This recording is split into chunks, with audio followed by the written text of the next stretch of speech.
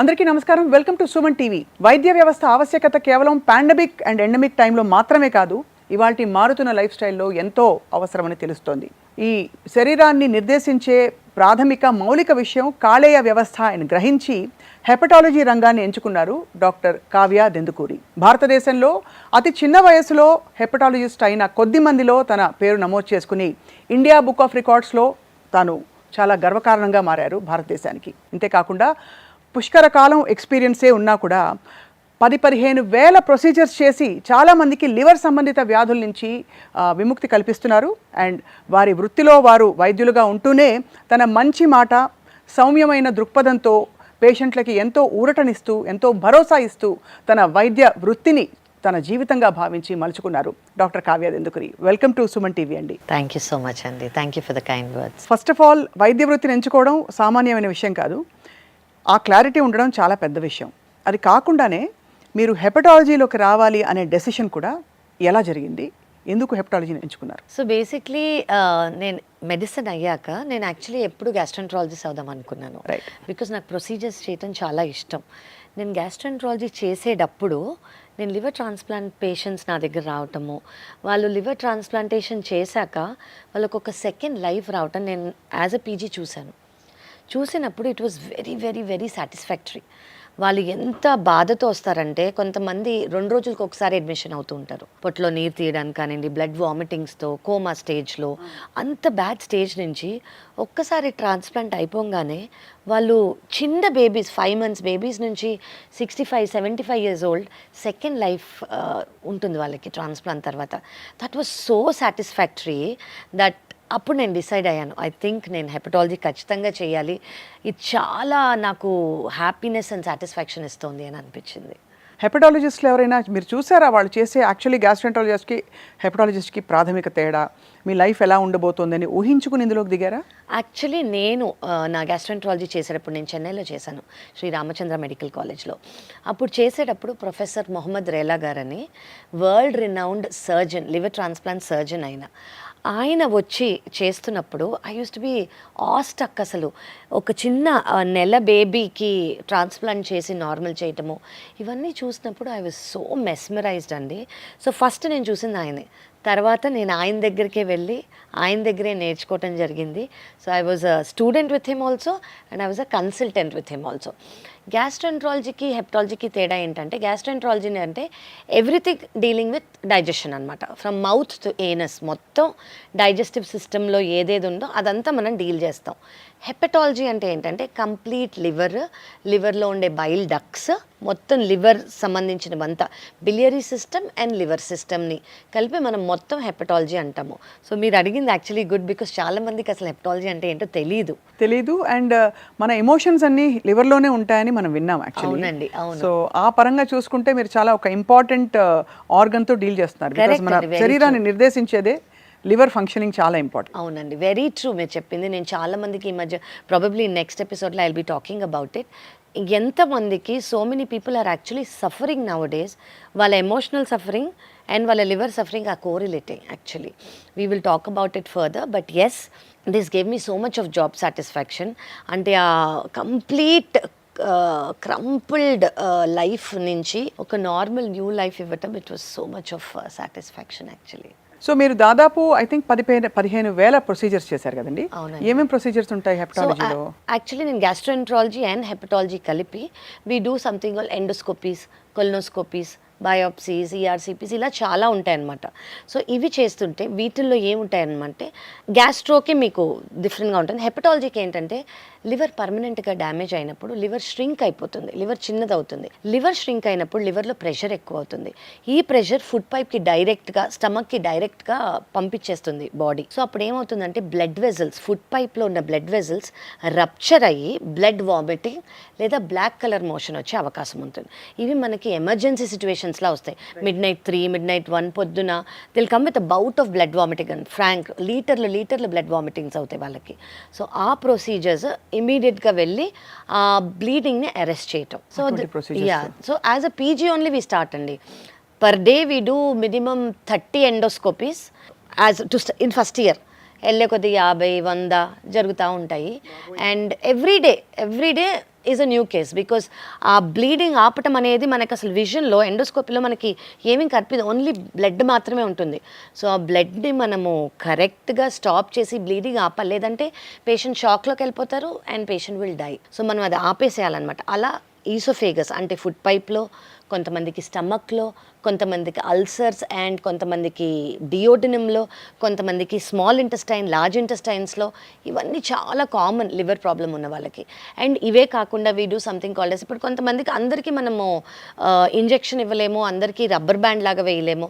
కొంతమందికి we give something called as APC అనమాట. అంటే డిఫ్యూజ్గా ఉంటుంది బ్లీడ్, ఒకే చోట బ్లీడ్ ఉండదు, మొత్తం మ్యూకోజా మొత్తం బ్లీడ్ ఉంటుంది. అప్పుడు కొన్ని ఫైండింగ్స్ మాకు కనిపిస్తే we release something called as APC అనే ప్రొసీజర్ చేస్తామన్నమాట. దానివల్ల బ్లీడింగ్ కంట్రోల్ అవ్వటము, అలా చాలా ప్రొసీజర్స్ ఉంటాయండి. సో బేసిక్లీ ట్రాన్స్ప్లాంట్కి ముందు జరిగే ప్రొసీజర్స్ ఏవైతే దే వెరీ హార్మ్ఫుల్, అంటే కాంప్లికేషన్స్ లివర్ ఫెయిల్యూర్లో ఉన్నప్పుడు చేసే ప్రొసీజర్స్ అనమాట. డాక్టర్ కావ్య, మీరు ఇన్ని వేల కేసెస్ చేశారు, 15,000 కేసెస్లో మీకు చాలా తృప్తినిచ్చిన ఒక కేస్, అంటే చాలా కాంప్లికేటెడ్ మోస్ట్ క్రిటికల్ కేస్, కానీ మీరు సాల్వ్ చేసి వాళ్ళని కాపాడారు అనే ఒక కేసు పంచుకోండి మాతో. ప్రొసీజర్ వైజ్ కూడా ఏంటంటే ఇట్ వాజ్ మిడ్ నైట్ అండి. మిడ్ నైట్ 3 o'clock వచ్చిన కాల్. ఏంటంటే ఒక young boy, 19-year-old boy who came with massive haematemesis అంటాం మేము దీన్ని, అంటే బ్లడ్ వామిటింగ్ అనమాట. 3 liters of blood vomiting. 3 liters of blood. ఎన్ని లీటర్ల బ్లడ్ ఉంటుంది బాడీలో మామూలుగా? యాక్చువల్లీ చాలా ఉంటుంది, బట్ అదంతా స్టమక్లో నుంచి బయటకు వస్తుంది. సో అలా వచ్చినప్పుడు పేషెంట్ బీపీ వాజ్ 60-20. సో బయట నుంచి ఐనోట్రోపిక్ అంటే బీపీ సపోర్ట్ ఉంటుంది. అంత బ్లడ్ లాస్ అయితే మనిషి కెనాట్ హ్యాండిల్ ఇట్, కొలాప్స్ అయిపోతూ ఉంటారు. ఆ టైంలో వెళ్ళి ఎండోస్కోపీ పెడితే విజన్ ఏం లేదు, అంత బ్లడ్డే, ఎవ్రీథింగ్ ఇస్ బ్లడ్. అంటే మనకి టెక్నీషియన్ నర్సింగ్ సపోర్ట్ లేకపోతే ఇట్ ఈస్ ఇంపాసిబుల్ అండి. వాళ్ళు సైడ్ నుంచి సక్షన్ చేస్తూ ఉంటారు, క్లియర్ చేస్తూ ఉంటారు వాటర్తో, అయినా బ్లడ్ ఊజ్ అవుతూ ఉంటుంది. ఊజ్ అవుతుంటే మనం క్లియర్ చేసుకొని దెన్ ఐ కుడ్ ఫైండ్ ఒక స్పర్టర్ అంటే ఏంటంటే పైప్లోంచి నీళ్ళు ఎలా బయటకు వస్తాయి అంత పెద్ద ఊజ్ వస్తుందన్నమాట. సో అది ఎలా చేశారు మీరు?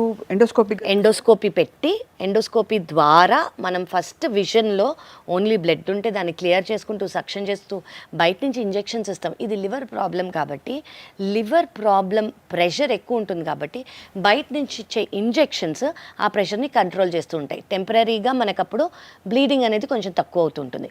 అప్పుడు మనం ఆ స్పర్టర్ని పట్టుకొని then I could put one clip. అమ్మయ్య మళ్ళీ మొత్తం చూసుకొని అయిపోయింది కదా అని వెనకాలకు వస్తుంటే ఇంకో స్పర్టర్, దానికి మళ్ళీ పెట్టడం, మళ్ళీ అయిపోయింది కదా అని చూస్తే, so he had severe liver failure. So ఒకటి అయిపోయింది కదా క్లియర్గా ఉంది విజన్ అనుకునేసరికి ఇంకోటి అయిపోయింది కదా క్లియర్గా విజన్ ఇంకోటి. So it took me 3.5 hours to control the bleed. ఆ రోజు మీరు ఒక్కరే ఉన్నారా, మీకు టీం ఉన్నారా? లేదు, టీం అంటే నర్సింగ్ స్టాఫ్ ఉంటుంది, టెక్నీషియన్స్ ఉంటారు. మీరే మొత్తం చూసుకొని, డాక్టర్ నేనేనండి. ఎంత మీకు అంటే మీకు పుష్కరకాలం ఎక్స్పీరియన్స్ అంటే మీరు ఎంతో అంటే బిగినింగ్ లో జరిగిందా ఎప్పుడు జరిగిందో తెలియదు, కానీ ఇట్స్ వెరీ కాంప్లికేటెడ్. అంటే బ్లీడింగ్ ఇస్ ఏ రోజు వచ్చినా అబ్బా ఇది ఈజీ అయితే బాగుండు అని అనిపిస్తుంది. Especially liver failure related bleeding అనుకోండి, అది చాలా కష్టం కంట్రోల్ చేయటము. ఎక్స్పీరియన్స్తో మనకి అలవాటు అయిపోతూ ఉంటుంది, but it is very difficult. So 3.5 hours తర్వాత ఎన్నో మొడాలిటీస్ చేసి, మిక్స్ ఆఫ్ మొడాలిటీస్ చేశాక ఆయన బీపీ 120/80కి వస్తే, and I could see the mother's face. He's just 19-year-old in liver failure. And that was so satisfactory. అంటే ఆయన వచ్చినప్పుడు ఎవ్రీవన్ గేవ్ అప్ హోప్. నాకు ఫోన్ చేసినప్పుడు కూడా, మ్యామ్ ట్రై చేద్దాము, బీపీ ఈజ్ నాట్ సపోర్టింగ్, చాలా సపోర్ట్ ఇస్తున్నాం మనం బయట నుంచి, మ్యాసివ్ బ్లీడ్ ఇది అంటే ట్రై చేస్తే then he became better and he's fine.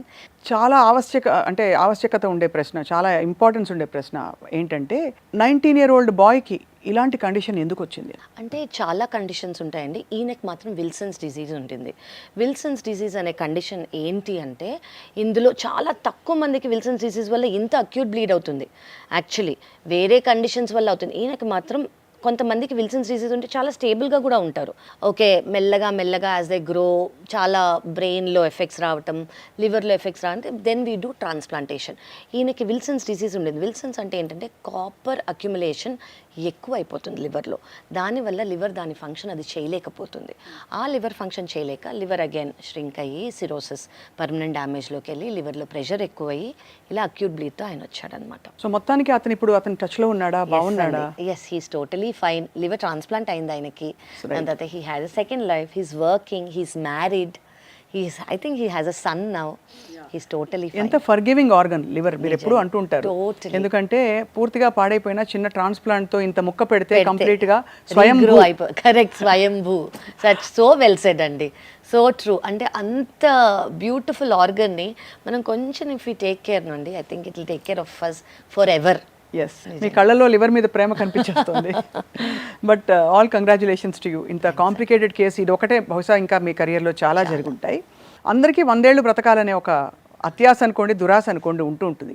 కానీ దీర్ఘకాలం బాగా బతకాలంటే పాటించవలసిన మౌలిక సూత్రాలు, ఎందుకంటే అందరూ ఎక్సర్సైజ్ చేయండి, బాగా తినండి, ఇది అవాయిడ్ చేయండి, ఏంటి బాగా నిద్రపోండి అని స్ట్రెస్ అని బ్రాడ్గా చెప్తున్నారు. కానీ everybody seaming to do that, కానీ ఎందుకో మరి ఇట్స్ నాట్ వర్కింగ్. సో 100 ఏళ్ళు బ్రతకడానికి మీ చిట్కాలేంటి డాక్టర్ కావ్య? ఓకే, సో 100 ఏళ్ళు బ్రతకడానికన్నా ఐ విల్ టెల్ యూ. ఇప్పుడు ఏంటంటే చాలా వెస్టర్నైజ్ అయిపోయాం మనం. అదే ముందు మనం ఈ క్వశ్చన్ అడగక్కర్లేదు. మన అమ్మమ్మ వాళ్ళు, తాతగారు వాళ్ళు ఆటోమేటిక్గా 100 ఏళ్ళు బ్రతికారు. That is probably quality of air, quality of food and quality of life అనేది సెడెంటరీగా అనేది వాళ్ళకి అసలు లేదు. అది ఉమ్మడి కుటుంబాల వల్ల కానివ్వండి, ఒక్కళ్ళే పోషించడం వల్ల కానివ్వండి, వాళ్ళ work was completely hard trained work అది. ఇప్పుడు మన లైఫ్ సెడెంటరీ అయిపోయింది. ఆ సెడెంటరీ లైఫ్ స్టైల్ చాలా రీజన్స్కి దారి తీస్తుంది.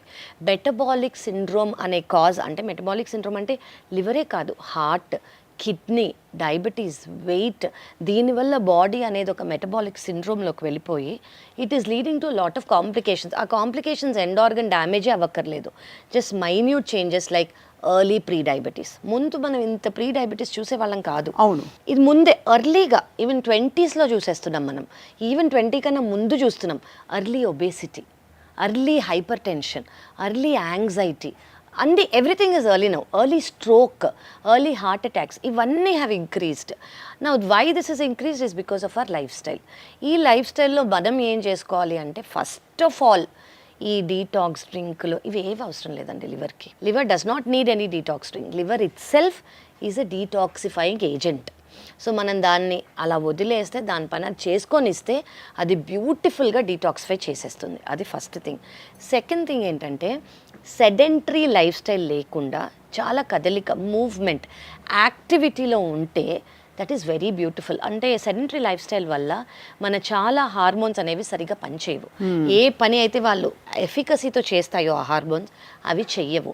సో దానివల్ల బేసిక్లీ మనం బాడీని దాని పని అది చేసుకోనివ్వకుండా చూస్తున్నాం బై రెస్టింగ్. అది వర్క్ ఫ్రమ్ హోమ్ కానివ్వండి, anything. So sedentary life style తీసేసి యాక్టివిటీ పెట్టుకోవటం అండ్ కొంచెం స్ట్రెంత్ ట్రైనింగ్.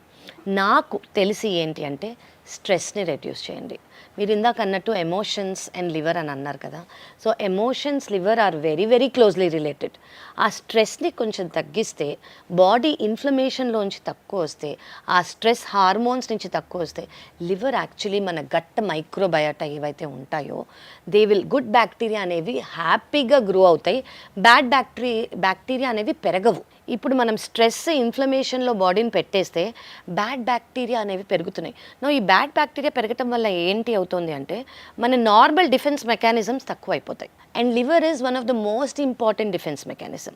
మన ఇమ్యూనిటీలో ఏదైతే మనని బయట నుంచి బ్యాడ్ ఆర్గానిజమ్స్ కానివ్వండి, దేని నుంచి అయినా కాపాడడానికి డిఫెన్స్ మెకానిజం ఉంటుందో that is liver also. So ఈ లివర్ ఈ బ్యాడ్ బ్యాక్టీరియా పెరిగిపోయేసరికి ఇమ్యూనిటీ తగ్గిపోతూ ఉంటుంది. So good food, hygienic food, stress levels తక్కువ, స్లీప్ వెల్. నా ది స్క్రీన్ అనేది, స్క్రోలింగ్ అనేది మనకు చాలా అలవాటు అయిపోయిందండి. ఫోన్ 1 hour ముందు పెట్టేసి, అదర్ దెన్ ఎమర్జెన్సీ కాల్స్ ఉంటాయి అనుకుంటే తప్ప, ఫోన్ 1 hour ముందు పెట్టేసి, డిమ్ లైట్స్ పెట్టుకొని, sleep well, eat on time and good amount of protein in your diet. ఇందులో నాకు ఒక క్వశ్చన్ ఏంటంటే, మనకు బాడీకి ఏది సెట్ అవుతుందో అది ఫాలో అవ్వాలా, లేకపోతే ఫలాంది ఫాలో అవ్వమని మీరు చెప్తారా? బికాజ్ ఇప్పుడు అన్ని arguments, protein, carbohydrate, whites avoid చేయండి, రకరకాలు వచ్చాయి. సో ఇప్పుడు ప్రతి వాళ్ళకి జనరలైజ్డ్గా ఎప్పుడూ ఉండదండి. It is very very subjective. So ఎవరి కండిషన్ని బట్టి, ఎవరి లైఫ్ స్టైల్ని బట్టి, ఇప్పుడు 100% ఫిజికల్ యాక్టివిటీ ఉన్న వాళ్ళకి 10% ఫిజికల్ యాక్టివిటీ ఉన్న వాళ్ళకి సేమ్ డైట్ ఉండదు. So that will be different. So it will be very very subjective అనమాట. ఈ సబ్జెక్టివ్ అఫ్కోర్స్ ప్రోటీన్ అనేది వెరీ ఇంపార్టెంట్. ఫిజికల్ యాక్టివిటీ చేసేవాళ్ళు ఎక్సెస్ ప్రోటీన్ కూడా తీసుకోవచ్చు. స్ట్రెంత్ ట్రైనింగ్ వాళ్ళు ఎక్స్ట్రా చేసేవాళ్ళు, లేదంటే డైట్లోనే ప్రోటీన్ తీసుకోవటం వాళ్ళ వెయిట్ ప్రకారం ఈజ్ వెరీ ఇంపార్టెంట్. కార్బోహైడ్రేట్స్ అనేది మనకు అందరికీ తెలుసు గ్లూకోజ్ స్పైక్స్ చేస్తాయి. సో కార్బోహైడ్రేట్స్ అనేది కావాలి for energy. At the same time excess ఉండకూడదు. ఎస్, వైట్స్ అవాయిడ్ చేయాలి అంటే, ఇప్పుడు వైట్స్ ఎందుకు అవాయిడ్ చేయాలంటే we don't no which is so good అండి. అది షుగర్ ఆర్గానిక్ సోర్సా కాదా, లేదా అందులో ఇంకేం కలుపుతున్నారు, ఇవన్నీ. So moderation is the key. అందరూ షుగర్ అవాయిడ్ చేయాలి, అందరూ అన్నీ అవాయిడ్ చేయాలని కాదు. మీరు 1 spoon, half spoon, 2 to 3 spoons per day diabetic లేని వాళ్ళు ఈజ్ అలౌడ్, లేదా దానికన్నా తక్కువ అసలు తీసుకోకపోయినా కూడా ఓకే, కానీ మీరు తీసుకోవాలి. చాలామంది కాఫీ షుగర్తో ఇష్టం, అలా ఎక్సెట్రా ఎక్సెట్రా. సో మీరు 2 స్పూన్స్ 1.5 స్పూన్తో లిమిట్ చేసేసుకోండి ఆ రోజుకి పర్ డే. అది చేసుకుంటే ఇట్ ఈస్ వెరీ గుడ్. అలా ప్రతి ఒక్కటి మనము స్వీయ నియంత్రణ ఖచ్చితంగా చూసుకొని, ఓకే నాకు ఇది పడదేమో, నేను ఇది తింటే నాకు ఇలా అనిపిస్తోంది అని మనకు అర్థమైపోతుంది. దాన్ని బట్టి we can take care. And of course expert opinion is very important. So 100 ఏళ్ళు బ్రతకాలంటే ఇవన్నీ పాటించుకోవాలి. మన బాడీ, మైండ్, మన ఎక్సర్సైజ్, మన రొటీన్తో ట్యూన్ ఇన్ అయ్యి మైండ్ఫుల్గా ఉండాలి. కరెక్ట్. ఇండియా అన్హెల్దీగా మారడానికి కారణాలు ఏంటి డాక్టర్ కావ్య? ఇప్పుడు నేను చెప్పినప్పుడు మెటబాలిక్ సిండ్రోమ్ అనేది ఇంక్రీజ్ అయింది. నా మెటబాలిక్ సిండ్రోమ్ అంటే ఏంటి అని చెప్తాను నేను. ఇప్పుడు డయాబెటీస్ అనేది ఇంక్రీజ్ అయింది, షుగర్ లెవెల్స్ కంట్రోల్డ్ వదిలేసేయండి. అసలు ఓవరాల్గా India is the leading cause for diabetes. Okay, వాళ్ళకి ఉంది. హైపర్ టెన్షన్ ఇంక్రీజ్ అయిపోయింది, థైరాయిడ్ ఇంక్రీజ్ అయిపోయింది, పీసీఓఎస్ ఇంక్రీజ్ అయిపోయింది, కొలెస్ట్రాల్ ఇంక్రీజ్ అయిపోయింది. ఇవన్నీ ఎందుకు ఇంక్రీజ్ అయ్యాయి? లైఫ్ స్టైల్ వల్ల. ఈ లైఫ్ స్టైల్ ఏమవుతోంది? స్ట్రెస్ ఎక్కువైపోతుంది, మైండ్ఫుల్గా లేకుండా ఈటింగ్ అనేది జంక్ ఫుడ్డా, ఈ ఫుడ్డా, ఆ ఫుడ్డా, ఏ ఆయిల్ ఏది లేకుండా ప్రతిదీ తినేయటం. And westernisation of food. ఒకప్పటికి ఇప్పటికీ there is lot of difference in food. అప్పుడు అన్నీ వాళ్ళే రుబ్బి పట్టి లాట్ ఆఫ్ ఫుడ్ అనేది వాళ్ళంతటి వాళ్ళే చేసుకొని తినేవాళ్ళు. ఇప్పుడు ఏంటి, we don't know what is coming. ఇప్పుడు ఒక బ్రాండ్ ఉంది, అందులో బర్గర్ ఉంది, ఫ్రోజన్ మీటా, ఫ్రోజన్ ఇద్దా, we don't know what it has, preservatives ఎంత ఉన్నాయి ఏంటి, we have no clue. Just 1 minute వచ్చేస్తుంది కాబట్టి people are eating. And lifestyle కూడా అలా అయిపోయింది. మనకి 5 minutes ఉంటుంది తినడానికి. ముందు తినడానికి 1 గంట సేపు తిని కూర్చొని మాట్లాడుకొని నవిలి ఇవన్నీ చేసేవారు. ఇప్పుడు ఆన్ ద వే 5 minutes, ఒక జాబ్ నుంచి ఇంకో జాబ్ లోపల వెళ్ళే లోపల తింటాం. So all this is micromanagement లేకుండా everything is just fast paced. ఈ ఫాస్ట్ పేస్ కాకుండా మీ ఫుడ్, మీ స్లీప్, మీ హెల్త్కి మీరు టైం ఇచ్చుకోవాలి. మిగతాది జాబ్ తర్వాత మిగిలింది మీ హెల్త్ కాదు. సో ఫస్ట్ ఈజ్ హెల్త్, మిగిలిన టైంలో 6 hours 8 hours ఉంది, that is your job. So that's how if we do it అండి. అప్పుడు ఎందుకంటే మన యాక్టివిటీస్, మన డైట్, మన లైఫ్ స్టైల్ ముందుకి ఇప్పటికీ సేమ్ కాదు. సో అండ్ మన సన్ ఎక్స్పోజర్, ముందు అసలు ఎక్స్ట్రీమ్ సన్ ఎక్స్పోజర్, ఇల్లులు కూడా అలా ఉండేవి. ఇప్పుడు there is no sun exposure, there is only AC, అందరం ఏసీలోనే ఉంటున్నాము. సో వైటమిన్ డి డెఫిషియన్సీస్ వల్ల ఎన్ని ప్రాబ్లమ్స్ అంటే, వైటమిన్ B12 తక్కువ అయిపోతుంది బికాస్ న్యూట్రిషియస్ ఫుడ్ ఉండట్లేదు. ఆర్గానిక్, ఇన్ఆర్గానిక్ ఫుడ్ వల్ల వైటమిన్ డి, ఈ 2 ఆర్ ఎక్స్ట్రీమ్లీ బేసిక్. మనకి ఈ 2 సరిగ్గా దొరకట్లేదు. దాంతోడు సెడెంటరీ లైఫ్ స్టైల్, దాంతోడు processed food. I think if we can take care of these. అంటే మనకి తెలియకుండా 70-80% మన లైఫ్ని అన్హెల్దీ హ్యాబిట్స్ కబళించేసాయి. Correct. Rather than healthy habit. In the form of comfort. Probably we need comfort, but హెల్త్కి కొంచెము మనం ఏదైతే ఇవ్వాలో అది ఇస్తూ కంఫర్టబుల్గా ఉంటే ఇట్ ఈస్ గుడ్. మనం at the cost of it మనం కంఫర్టబుల్గా ఉండకూడదు. ఓకే, కూర్చుంటేనే బాగుంటుంది, అందరికీ కూర్చుంటేనే బాగుంటుంది, but at the same time some amount of movement.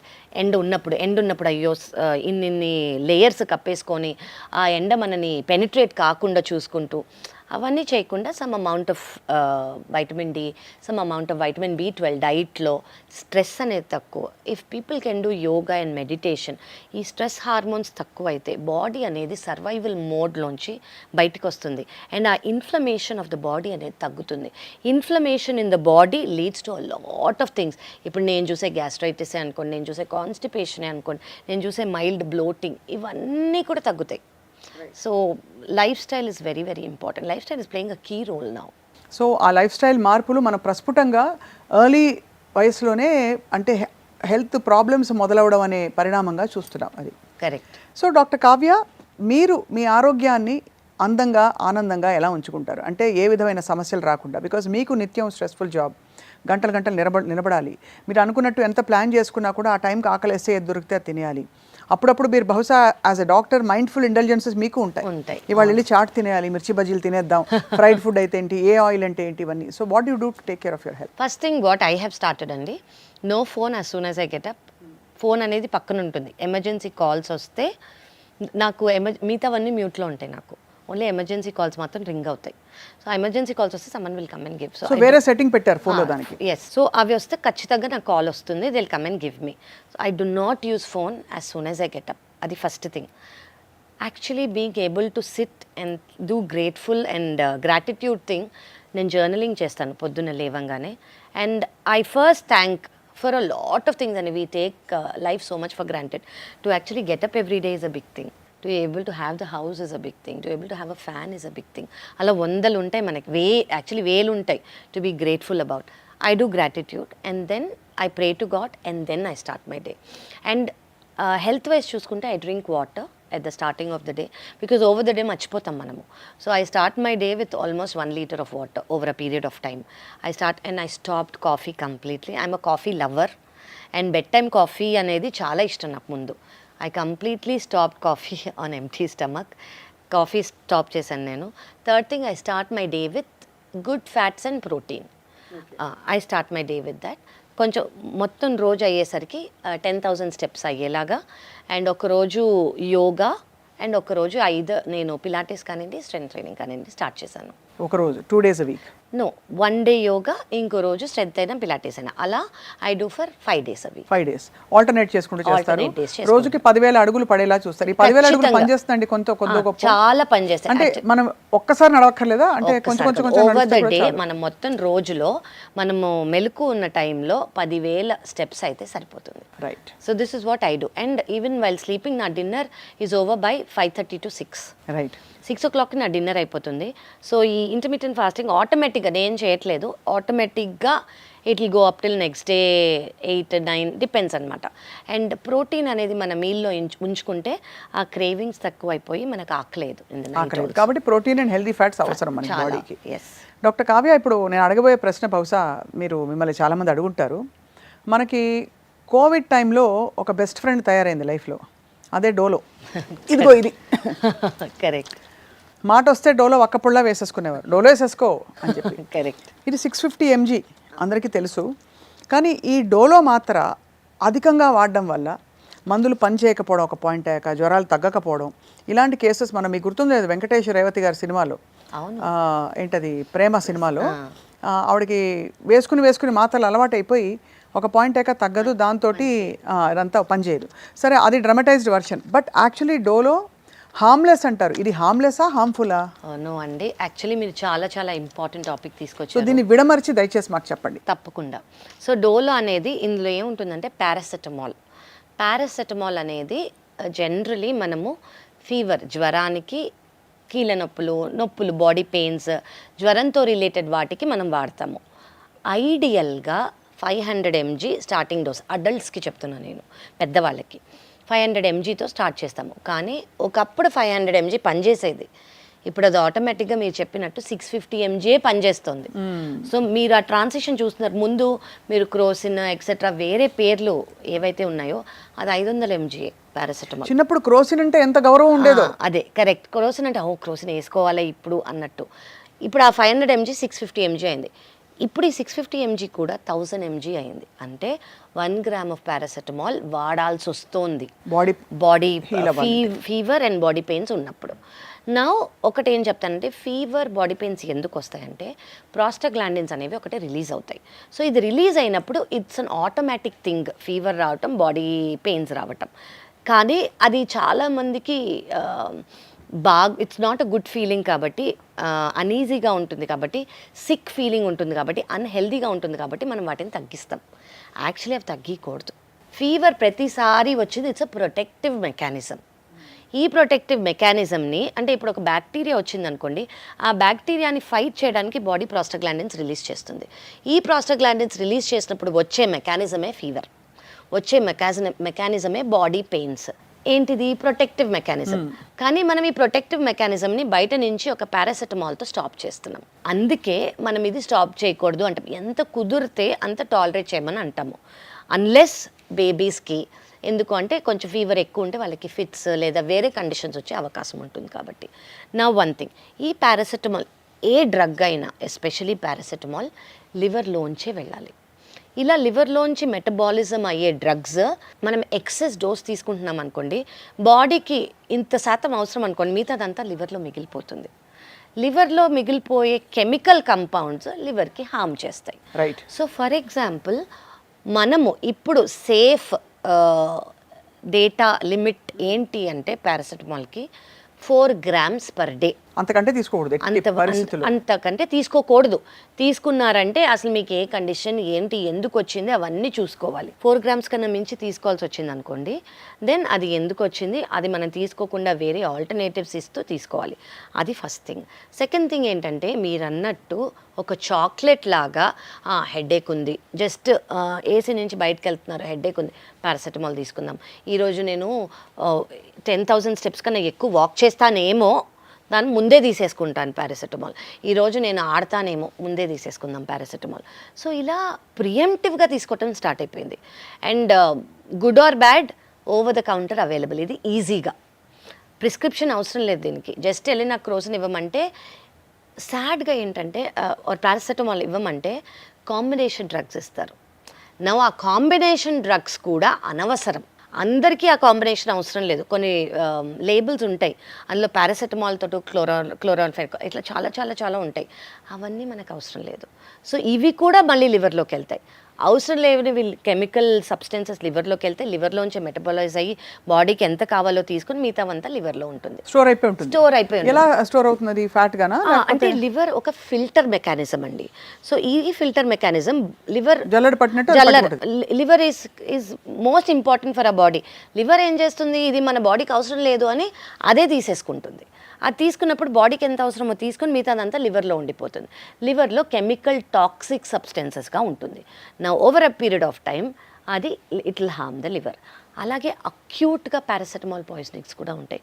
చాలామంది ఓవర్ అ పీరియడ్, అంటే సూసైడల్ టెండెన్సీస్ కానివ్వండి, యాక్సిడెంటల్గా కానివ్వండి, తెలియకుండా కూడా 4 grams కన్నా ఎక్కువ తీసుకుంటే అక్యూట్ లివర్ ఫెయిల్యూర్ వచ్చే అవకాశం ఉంది. వీళ్ళకి అఫ్కోర్స్ ట్రీట్మెంట్ ఉంది, లేదు మనం ఆ ట్రీట్మెంట్ పనిచేయకపోతే ఎమర్జెన్సీగా లివర్ ట్రాన్స్ప్లాంట్ చేసే అవకాశం ఉంది. So one of the most leading, అంటే అన్నిటికన్నా most common cause in India, especially out of India, is paracetamol overdose. Paracetamol అంటే అవుట్ ఆఫ్ ఇండియాలో పారాసెటమాల్ ఓవర్ డోస్ వల్ల acute liver failure chances are high. Incidents out of India ఎక్కువ, మన దగ్గర అంత లేదు, మన దగ్గర కొంచెం తక్కువ. మన బెస్ట్ ఫ్రెండ్ అనుకుంటున్న డోలో అంత బెస్ట్ ఫ్రెండ్ కాదు. ఆచితూచి జాగ్రత్తగా డాక్టర్ సలహా మేరకు వేసుకోవాలి. ఎందుకంటే ఇప్పుడు పెద్దవాళ్ళు చిన్నవాళ్ళకి ఇచ్చేయడం, చిన్నవాళ్ళే ప్రిస్క్రిప్షన్ చెప్పేస్తారు, మీరు తీసుకో డోలో వేసేసుకో అని. కరెక్ట్. సో అలా చేయడం it's not ideal, not at all ideal అండి. అండ్ కొన్ని ప్రొటెక్టివ్ మెకానిజమ్స్ కాబట్టి ఎంతవరకు మనం టాలరేట్ చేయగలుగుతామో అంత. 100 కన్నా లో ఉంది, వెరీ గుడ్, టాలరేట్ చేయగలిగితే చూడండి, టెపిడ్ స్పాంజింగ్ చేసుకోండి. అంటే తడి నీళ్ళలో క్లాత్ పెట్టుకొని ఆ క్లాత్ తల మీద, ఫోర్హెడ్ మీద, పామ్స్ మీద, లెగ్స్ మీద, బాడీ మీద ఎంత ఆ వేడిని తీసేసే మెకానిజమ్స్ అన్నీ చేసుకోవచ్చు. లేదు 100 దాటిందంటే doctor consultation, doctor prescribed dose మాత్రమే. డాక్టర్ అనేది మనిషిని చూసి, వెయిట్ చూసి, కండిషన్ చూసి ఎంత డోస్ అవసరమో అంతే ఇస్తారు. సో దాన్ని బట్టి తీసుకోవాలి. సుమన్ టీవీ మిమ్మల్ని చూసి చాలా గర్వపడుతోంది. మీలాంటి ఒక గొప్ప డాక్టర్ మా ప్యానెల్ ఆఫ్ ఎక్స్పర్ట్స్లో ఉండడం అనేది మాకు చాలా గర్వకారణం. సో తప్పకుండా మీతో మరిన్ని విషయాల కోసం మిమ్మల్ని సంప్రదిస్తూ ఎప్పటికప్పుడు సుమన్ టీవీ వ్యూవర్స్ కోసం పెట్టిన కార్యక్రమం ఇది. అంటే అందరికీ ఆథెంటిక్ ఇన్ఫర్మేషన్ సరిగ్గా డైరెక్ట్గా డాక్టర్ల నోట మీరు తెలుసుకోవాలని చెప్పి పెట్టిన ప్రక్రియ ఇది. సో మీరు తప్పకుండా మీకుండే క్వశ్చన్స్ని రాబోయే కాలంలో సంధించవచ్చు. అండ్ ఇప్పుడు డాక్టర్ గారు చెప్పినట్టు డోలో మామూలుగా ఊరికే ఎడాపెడా వేసుకునేది కాదు. చిన్న చిన్న నొప్పులైనా ఏదైనా సరే డాక్టర్ని సంప్రదించే ఏ మందైనా వాడాలని సూచిస్తున్నాం. థ్యాంక్ యూ వెరీ మచ్ అండి. నమస్తే.